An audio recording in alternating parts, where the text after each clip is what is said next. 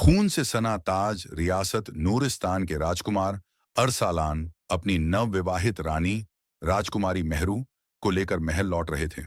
रात का चांद अपनी शीतल रोशनी बिखेर रहा था और उनका कारवां घने जंगल के बीच से गुजर रहा था। अरसालान घोड़े पर था, जबकि मेहरू एक सुनहरे रथ में बैठी थी। सैनिक मशालों के साथ दोनों ओर चल रहे थे। सब कुछ शांत लग रहा था, लेकिन अरसालान को एक अनजानी बेचैनी महसूस हो रही थी। मुझे अजीब सा महसूस हो रहा है, जैसे कोई खतरा हमारे आसपास है, उसने सेनापति अकबर से कहा। अकबर ने इधर उधर देखा, सब कुछ सामान्य था। लेकिन तभी एक भयानक चीख गूंजी और कारवां का पिछला हिस्सा घने धुंध में गायब होने लगा। शत्रुओं का हमला! अकबर चिल्लाया और तलवार खींच ली। झाड़ियों के पीछे से काले नकाबपोश हमलावर निकले। उनकी चमकती तलवारें चांदनी में भयावह लग रही थीं। वे बिजली की गति से सैनिकों पर टूट पड़े। चारों तरफ अफरा तफरी मच गई। तीरों की बौछार हुई। कई सैनिक वहीं गिर पड़े। जंगल में खून की गंध फैलने लगी। अरसालान ने घोड़ा मोड़कर मेहरू के रथ की ओर दौड़ लगाई, लेकिन रास्ता घेर लिया गया। एक काला नकाबपोश राजकुमारी मेहरू को पकड़ने के लिए रथ के दरवाजे तक पहुंच गया। मेहरू के चेहरे पर डर नहीं था, उसकी आंखों में हिम्मत थी। जैसे ही हमलावर ने दरवाजा खोला, मेहरू ने झपटकर उसकी कमर से खंजर निकाला और पूरी ताकत से उसके सीने में घोंप दिया। हमलावर चीखते हुए नीचे गिर पड़ा। मेहरू कांप रही थी, लेकिन उसकी आंखों में गर्व और हिम्मत थी। तभी एक भारी आवाज जंगल में गूंजी। अरसालान, तुम्हारा समय पूरा हो चुका है। सभी की नजरें उस आवाज की ओर गईं।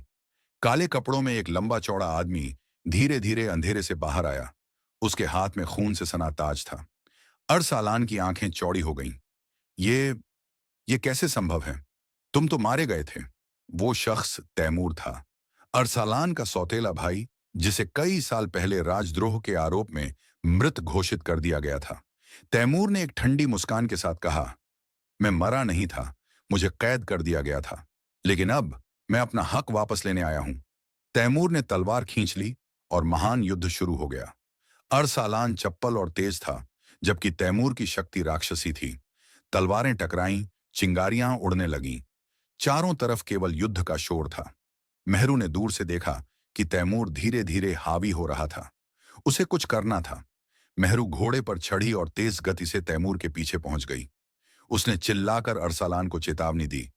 तैमूर का ध्यान भटका और इसी पल अरसालान ने अपनी तलवार उसकी छाती में उतार दी। तैमूर की आंखों में सदमे और गुस्से का मिश्रण था। वह धीरे धीरे मिट्टी पर गिर पड़ा। यह ताज मेरा था, ये कहते हुए उसने आखिरी सांस ली। अगले दिन अरसालान को नूरिस्तान का राजा बना दिया गया, लेकिन उसने तैमूर के खून से सने ताज को सिर पर नहीं रखा। इसके बजाय उसने उसे सिंहासन के पास रखवा दिया, ताकि यह हमेशा याद रहे कि सत्ता की लालच इंसान को कितना नीचे गिरा सकती है।